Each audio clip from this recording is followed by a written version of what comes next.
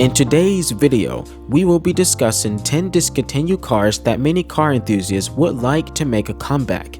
These cars range from everyday vehicles no longer in production to high-performance sports cars driven for fun.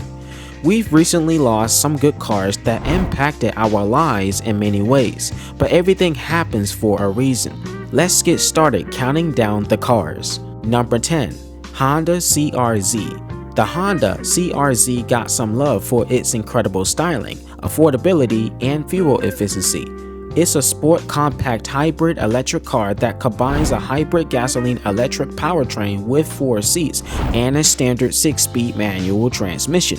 The CR-Z aimed to deliver an enjoyable, sporty, and affordable driving experience for casual drivers while being highly efficient, roomy, and not very speedy. Despite Honda's efforts to create a sporty yet fuel-efficient hybrid in the form of the CR-Z, it unfortunately missed the mark. The car never caught on with the public because it didn't have direct competition and tried to fill a niche that no one knew existed. Furthermore, after 2011, compact cars began to surpass the CR-Z in fuel economy and performance, leaving it with few unique selling points. Therefore, Honda discontinued the CR-Z in 2016, which hints that its successor is unlikely to exist. Number 9. Honda S2000. This car is one of the most memorable sports cars from the first decade of the 21st century. Small, lightweight, and sporty like a Mazda Miata, the S2000 is Honda's 2-seat sports car built to be driven hard on the track or countryside roads. S2K enthusiasts always appreciate the top-down convertible option, which lets you hear the Honda VTEC engine scream as you push the 9,000 RPM red line.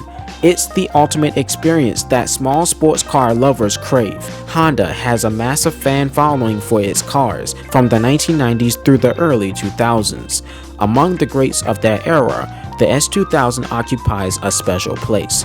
With Toyota and Subaru already selling the BRZ GR86, it's the perfect time for Honda to resurrect its iconic high-revving 2-seat roadster. As automakers face the challenge of carbon emissions, Honda chose to discontinue the S2000 after 2009 to shift its focus to developing more eco-friendly engines to meet the emission constraints. Number 8. Nissan Silvia. Today, Nissan is notorious for selling and offering just 2 of their most successful performance cars, the Fairlady and GTR, aka Godzilla.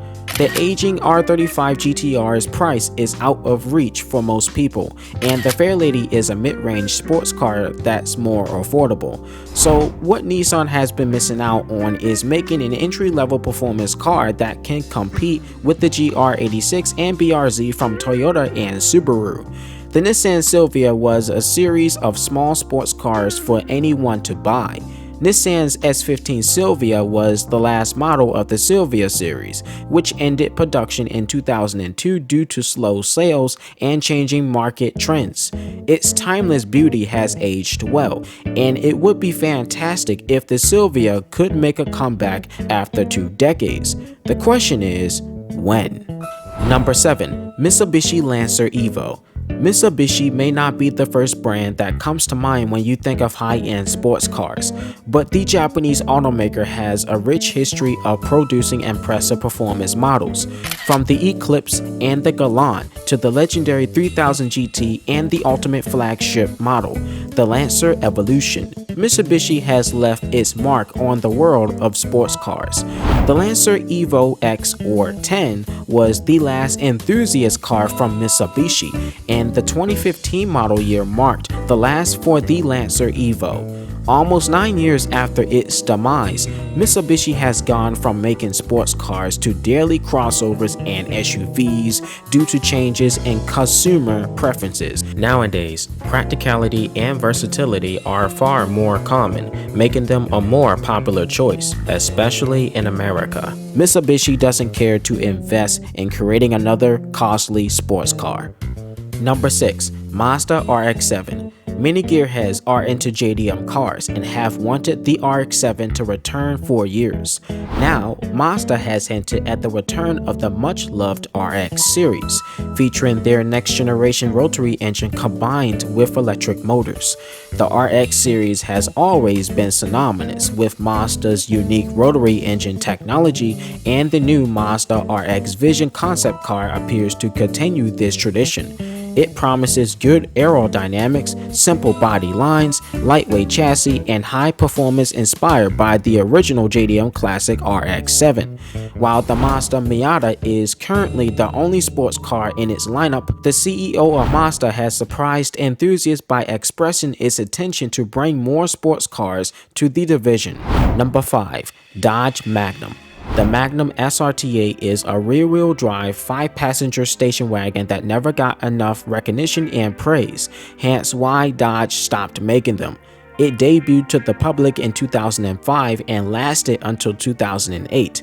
It may look like a silverized car, but what if I told you the SRT8 version is a Dodge Charger-based wagon with muscular styling and powers a 425 horsepower Hemi V8 engine through a 5-speed auto or manual transmission? Car enthusiasts love this highly underrated muscle wagon because it was so cool for what it was. But it sold so poorly that it didn't live long enough to receive a Hellcat engine. How cool would it be to have the Magnum Hellcat besides the Durango Hellcat? Number 4. Dodge Viper. Easily one of the coolest yet scariest cars to ever come out of Detroit. With an angry snake look, a massive V10 engine through a manual transmission only, and a reputation for being difficult to handle, it's truly a legend that carries on the legacy of the Shelby Cobra. The Viper had 5 generations and lasted for 25 years. Despite having everything in its favor for Viper fans, the car never was a huge sales success due to outdated features, bad marketing, and weak brand strategy. The Viper's poor gas mileage, comfort, and safety compared to its rivals were also shortcomings. The Dodge Viper faced criticism from buyers, especially in Europe, due to Dodge's failure to advertise its performance and unique features to a global audience.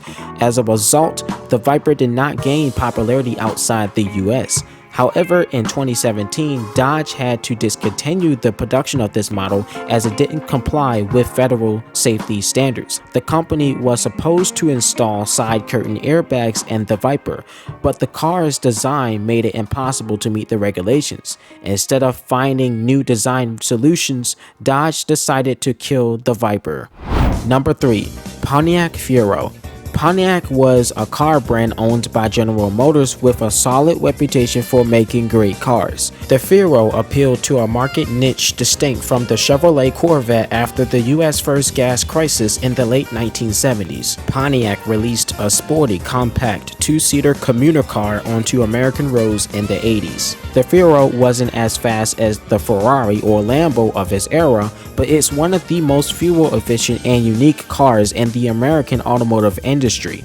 However, GM had major problems selling the car due to mechanical issues and low practicality. The Fiero had poor sales due to better competition from its rivals, production issues, and a reputation for catching on fire. Despite being marketed as an everyday car, it was difficult for owners to use it as a daily mid-engine vehicle. Therefore, the chances of GM reviving the Fiero won't happen, which is disappointing. Number 2. Porsche 928. The modern-day Porsche 911 is a car that combines the handling and performance factors of a sports car with the comfort of a luxury car. That was the Porsche 928 back in the day.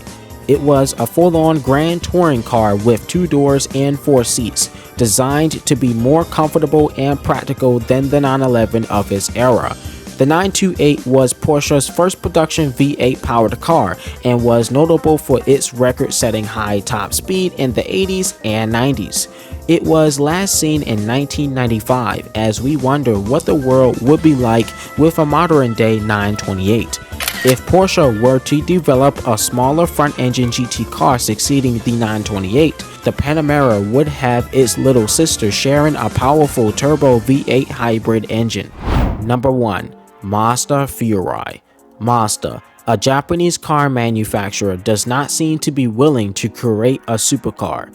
However, technically, the Mazda Furai concept car is the only track day supercar they ever made with a devastating story. Mazda built the Furai as a spiritual successor to the legendary 787B that won the 1991 24 Hours of Le Mans. The Furai debuted worldwide at the 2008 Detroit Auto Show and could have been the perfect race car for the road if it had not met a tragic fate.